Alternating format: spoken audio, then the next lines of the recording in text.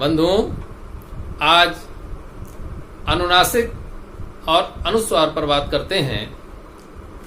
जिन वर्णों के उच्चारण में मुख और नासिका दोनों की आवश्यकता पड़ती है उन्हें अनुनासिक वर्ण कहते हैं।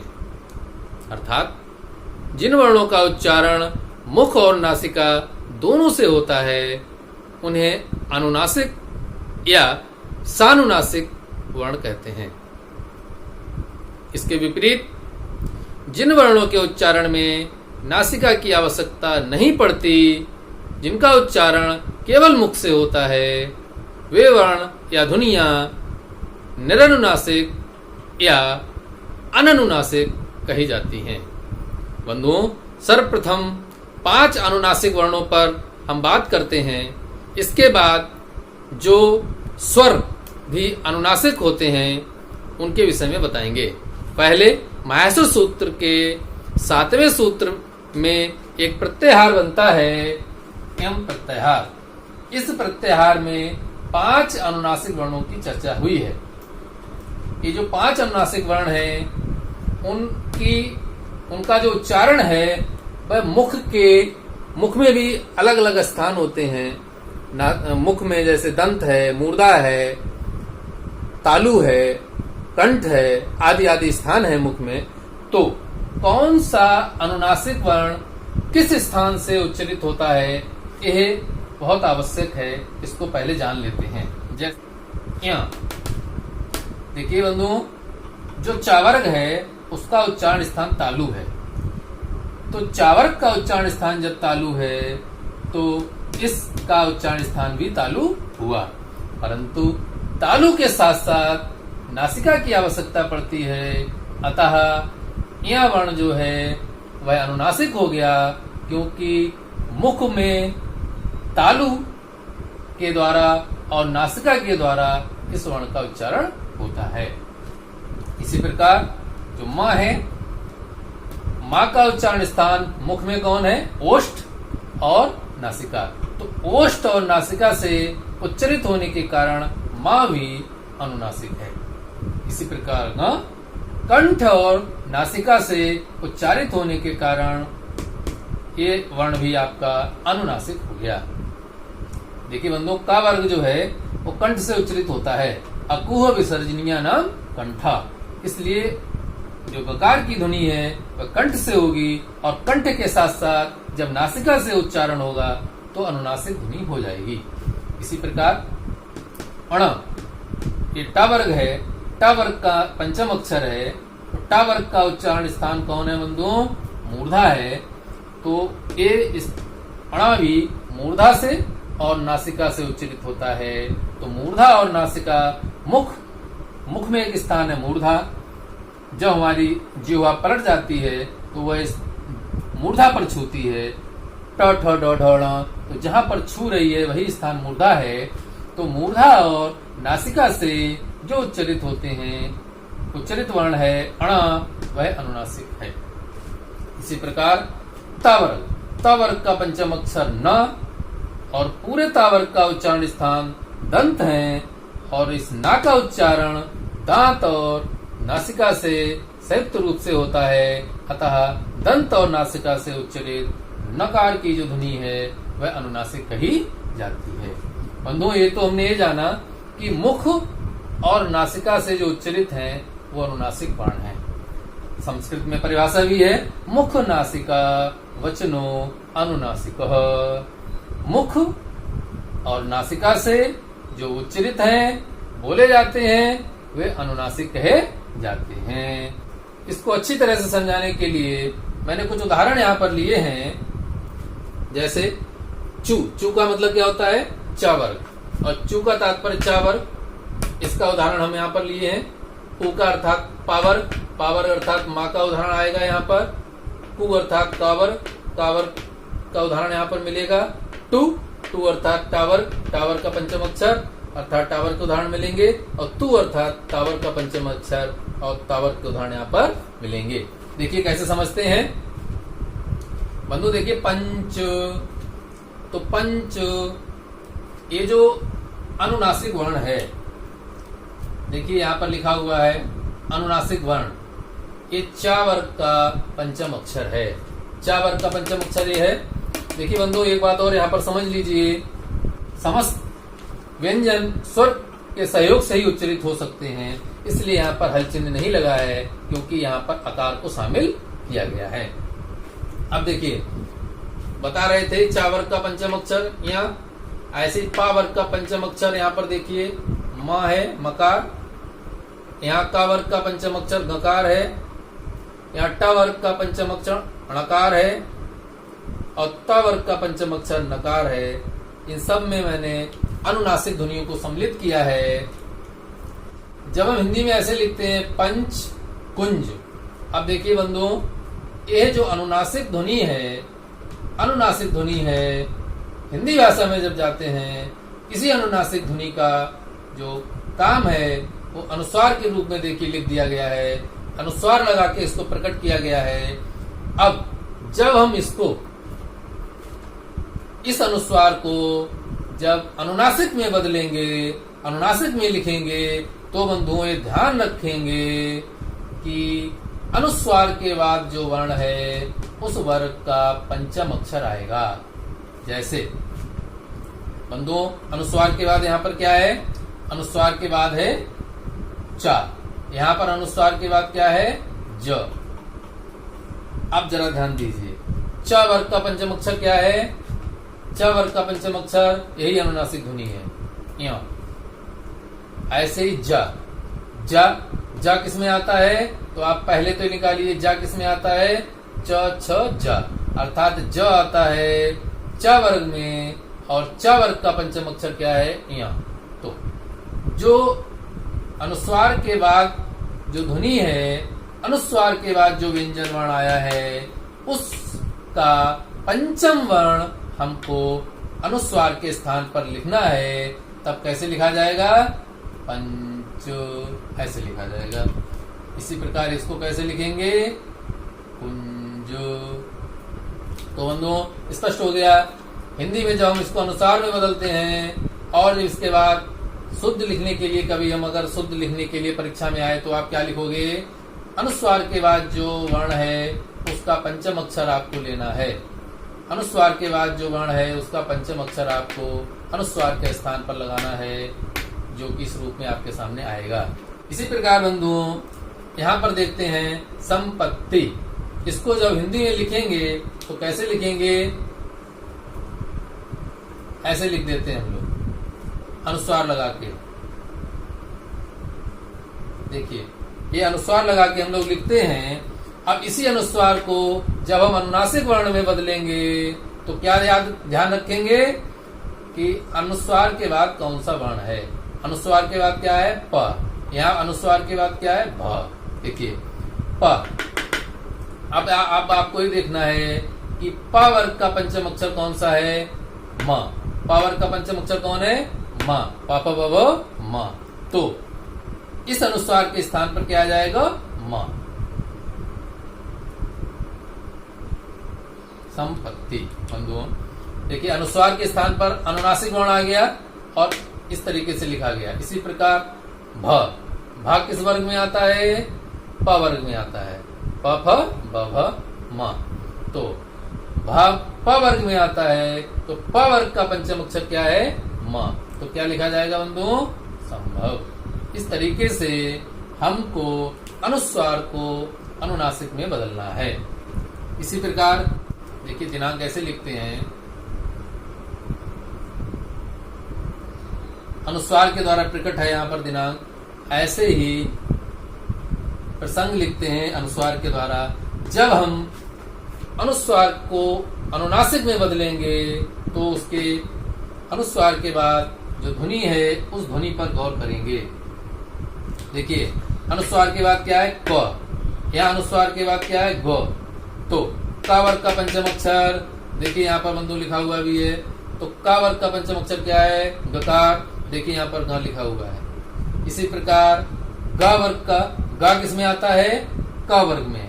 तो ग वर्ण क वर्ग में है, तो क वर्ग का पंचम अक्षर गकार देखिए लिखा हुआ है। तो ये भी सही है बंधुओं और ये भी सही है। बस ऐसे लिखने पर हल चिन्ह जरूर लगा होना चाहिए, क्योंकि इसमें स्वर सम्मिलित नहीं है, हल चिन्ह लगा है अर्थात स्वर नहीं है। इसी प्रकार जब हम ट वर्ग में जाएंगे तो ट वर्ग का उदाहरण देखिए यहाँ पर लिया है, और हिंदी में हम इसको ऐसे भी लिख देते हैं निघंटु। देखिए ऐसे लिख देते हैं कंठ। अब यहाँ पर ध्यान रखना है, अनुस्वार के बाद क्या है ट, अनुस्वार के बाद क्या है ठ। तो ट वर्ग का पंचम अक्षर अण, ट वर्ग का पंचम अक्षर अणा है, तो वही हमने अणा यहाँ पर लिख दिया है, क्योंकि अनुस्वार के जो बाद में ध्वनि होती है उसी वर्ग का पंचम अक्षर हमको लेना होता है। देखिए यहाँ पर अनुस्वार के बाद क्या है ठ है, ठकार। ठ किस में आता है आपका ट वर्ग में आता है, ट ठ ड ढ अण। तो ट वर्ग का पंचम अक्षर क्या है अणकार है, यहाँ पर अणकार लिख दिया, ये ध्यान रखेंगे। इसी प्रकार देखिए यहाँ पर हम तंतु को ऐसे भी लिख देते हैं और पंथ को ऐसे लिख देते हैं। अनुस्वार के बाद ता है, तो ता वर्ग का पंचम अक्षर क्या है न, तो नकार की ध्वनि जो यहाँ पर लिखी हुई है देखिए। इसी प्रकार था किस में आता है त वर्ग में आता है, तो था ता वर्ग में आ गया, तो ता वर्ग का पंचम अक्षर नकार यहाँ लिख दिया। अनुनासिक वर्ण जो 5 हैं एवं गणनम माहेश्वर सूत्र में आते हैं, उनका उदाहरण सहित विवेचन आपने देखा। अब मैं आपको बताता हूं कि स्वरों में भी अनुनासिक और निरनुनासिक ध्वनियां कैसे बनती हैं, तो देखते बंधुओं। अब हम स्वर में भी जो अनुनासिक और अनुनासिक ध्वनियां हैं कैसे हैं उनको समझाता हूं। देखते हैं, देखिए ये ह्रस्व है, ये दीर्घ है और ये प्लुत है। प्रत्येक स्वर ह्रस्व एक मात्रिक, दीर्घ द्विमात्रिक और प्लुत त्रिमात्रिक भेद से 3-3 प्रकार का होता है, इसलिए मैंने अलग अलग दर्शा दिए हैं। ह्रस्व स्वर, दीर्घ स्वर, प्लुत स्वर। तो बंधुओं अ इ उ रि लिरी ये 5 स्वर ह्रस्व होते हैं। लिरी जो स्वर है उसका दीर्घ नहीं होता। ये बहुत इंपॉर्टेंट प्रश्न बनते हैं यहाँ पर कि लिरी का कौन सा स्वर नहीं होता, लिरी में दीर्घ स्वर नहीं बनता। तो कुल मिलाकर के जो 4 स्वर हैं, ऊपर के जो 4 स्वर हैं, ये ह्रस्व, दीर्घ और प्लुत सभी में है। लिरी जो है, लिरी में दीर्घ नहीं होता, ये ध्यान रखेंगे। इसी प्रकार ये जो 4 स्वर हैं ए, ऐ, ओ, औ, ये चारों स्वर दीर्घ होते हैं। इन चारों का ह्रस्व स्वर नहीं होता, इसलिए यहाँ पर इनको जगह नहीं दी गई है। तो ध्यान रखेंगे बंधुओं, जहां जहां पर डैश लगा है इसका तात्पर्य है कि वह स्वर उस पंक्ति में नहीं है। जैसे ह्रस्व स्वर कितने होते हैं, दीर्घ स्वर इतने होते हैं और प्लुत स्वर इतने होते हैं, ऐसे भी कह सकते हैं। क्या तात्पर्य हुआ कि इनका उच्चारण करते समय हमें नाक अर्थात नासिका की आवश्यकता नहीं है। हम इनका उच्चारण बिना नासिका के करते हैं, अतः इनका जो नाम है वह अननुनासिक या निरनुनासिक है। इधर आते हैं तो बंधुओं, इनके उच्चारण में हम मुख के साथ साथ नासिका का भी सहयोग लेंगे, तो ये ध्वनियां अनुनासिक और सानुनासिक कहलाएंगी। चाहे अनुनासिक कह लीजिए चाहे सानुनासिक कह लीजिए, एक ही बात है। जो मैंने यहाँ पर दर्शाए बिल्कुल ज्यों का त्यों है, इनमें कोई फेरबदल नहीं है। इतना ध्यान रखना है कि जो अह्रस्व है, यहाँ पर देखिए अनुनासिक ध्वनि चिन्ह लगा हुआ है। अनुनासिक ध्वनि का चिन्ह सब जगह पर लगा हुआ है। कहाँ पर अनुनासिक ध्वनि को एक बिंदु से दर्शाया है, वहां पर देखिए जहां पर मात्रा है, जहां पर मात्रा है वहां पर स्थान के अभाव के कारण बिंदु से दर्शाया गया है अनुनासिक ध्वनि को। अनुनासिक और अनुनासिक आपने स्वरों के आधार पर देखा। एक महत्वपूर्ण टॉपिक और है, वो क्या है, 3 ध्वनियां जो व्यंजन ध्वनियां हैं, या व और ला, आपने अंतस्थ वर्ण पढ़े थे, उन्हीं में आप 3 को ले लीजिए, या व और ल, यकार वकार और लकार। इन 3 को भी अनुनासिक के रूप में देखा जाता है। अर्थात ये जो ध्वनि है यकार वकार और लकार, ये कैसी हैं? ये हैं अननुनासिक या निरनुनासिक। ये कैसी हैं? ये हैं या व ल, अननुनासिक या निरनुनासिक। जब हम इन पर अनुनासिक का चिन्ह लगा करके इनको बोलेंगे तब ये ध्वनियां क्या हो जाएंगी? तब ये ध्वनियां हो जाएंगी अनुनासिक या सानुनासिक। ये ध्यान रखेंगे। उदाहरण के तौर पर मैंने कुछ उदाहरण संस्कृत के लिए हैं। देखिए यहाँ पर देखिए, ये जो उदाहरण है ये अनुनासिक के उदाहरण हैं, और ये जो उदाहरण है वह अनुस्वार के उदाहरण हैं। बंधु बहुत ध्यान से देखिए, ये अनुस्वार है और यहाँ पर अनुनासिक है। तो ये 2 उदाहरण अनुनासिक के हो गए और ये दोनों उदाहरण आपके अनुस्वार के हो गए। इसी प्रकार ये जो उदाहरण है ये आपका हो गया अनुनासिक का। किसका उदाहरण हो गया बंधुओं? ये उदाहरण आपका हो गया अनुनासिक का, और यह उदाहरण आपका हो गया अनुस्वार का। तो बंधुओं, अनुनासिक और अनुस्वार के उदाहरण आपने अलग अलग देख लिए। नासिका अनुस्वारस्य, जो अनुस्वार है उसका उच्चारण नासिका से होता है। परिभाषा में थोड़ा सा गौर करेंगे, फिर से मैं बोलता हूं। जो अनुनासिक होते हैं इनका उच्चारण मुख और नासिका दोनों से होता है।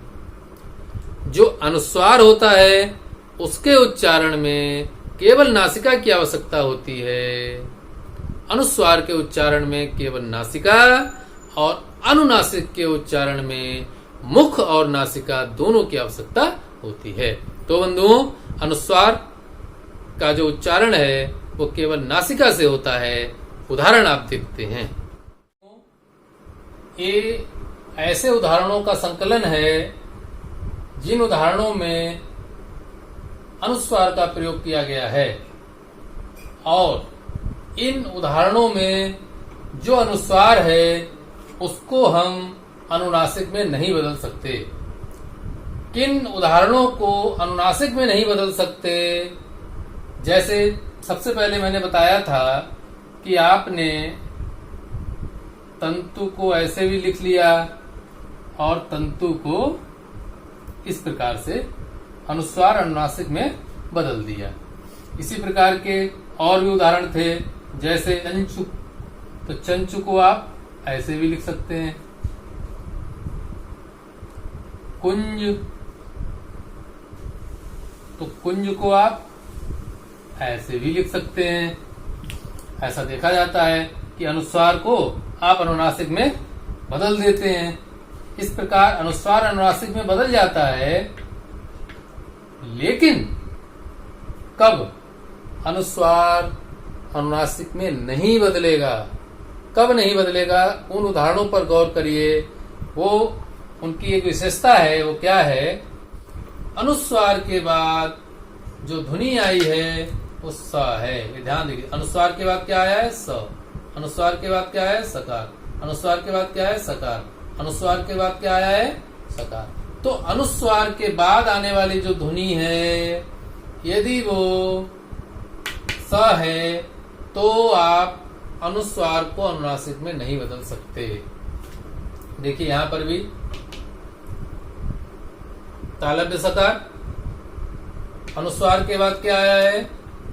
सकार। अनुस्वार के बाद क्या आया है? सकार। अनुस्वार के बाद क्या आया है? सकार। अनुस्वार के बाद सकार। तो आप कहें कि हम इस ध्वनि को बदल देंगे, परिवर्तित कर सकते हैं? नहीं कर सकते। ये तो ऊष्म वर्ण हो गए आपके, ये अंतस्थ वर्ण हो गए। तो इसलिए इन ध्वनियों को हम, अर्थात इन अनुस्वार ध्वनियों को हम अनुनासिक में नहीं बदल सकते। और जो उदाहरण हम बदल देते हैं, जैसे तंतु, इस तरीके से अनुस्वार को अनुनासिक में बदल देते हैं, वो वास्तव में अनुनासिक ही ध्वनि है, क्योंकि वो अनुनासिक में बदल जाती है। और ये ध्वनियां ऐसी हैं जो अनुनासिक में नहीं बदलती हैं, यही वास्तव में अनुस्वार की ध्वनियां हैं, अनुस्वार के सटीक उदाहरण हैं। यहाँ पर जैसे हम लिखते हैं पंप, पंप, तो देखिए हम अनुस्वार को अनुनासिक में बदल देते हैं, अनुस्वार को अनुनासिक में। किस आधार पर? अनुस्वार के बाद पा है और पा का पंचम अक्षर क्या है? माँ, तो बदल दिया। तो यह वास्तव में अनुनासिक है। माँ क्या है? अनुनासिक है। जो पांच वर्ण है अनुनासिक, उनमें अब माँ आता है, उनमें न भी आता है। तो ये जो ध्वनि है वो वास्तव में अनुनासिक की ध्वनि हुई। इसलिए ये स्पष्ट समझना चाहिए कि अनुस्वार के उदाहरण किस रूप में होंगे और अनुनासिक के उदाहरण किस रूप में होंगे।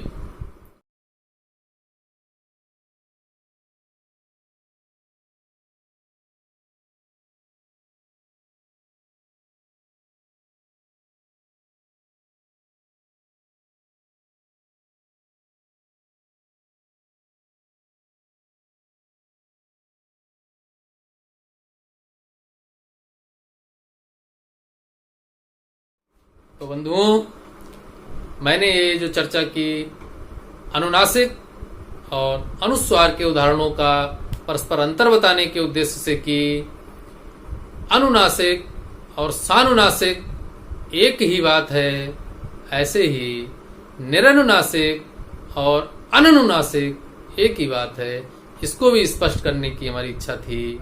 आप लोगों को यह अनुस्वार और अनुनासिक पर मेरा ये विश्लेषण कैसा लगा मुझे बताइएगा। और अगर आपको अच्छा लगा हो तो प्लीज़ लाइक कीजिए, शेयर कीजिए, और जो लोग नए हैं चैनल को सब्सक्राइब कीजिए। आज के लिए इतना ही। धन्यवाद। नमस्ते समम। जय हिंद।